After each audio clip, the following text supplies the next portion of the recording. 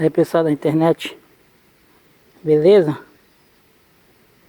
Ficou olhando a formiguinha, tá vendo a formiga aí?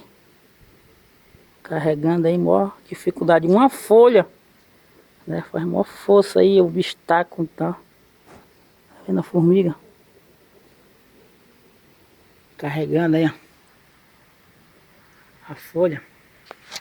E eu aqui também carregando esse material aqui. O sal quente tá brabo, ó. Brincadeira não, ó. Pilhar isso aí tudinho, ó. Entendeu? Um pilhão daqui, ó. Tá tendo um inventário. Aí, ó. Arrumando isso aí tudinho nesse sal. Esse sal aqui, ó. 10 horas da tarde. Arrumando aqui o pátio. O negócio tá fácil não, ó. O negócio tá fácil não pra gente, ó. Tem momento dá vontade de desistir.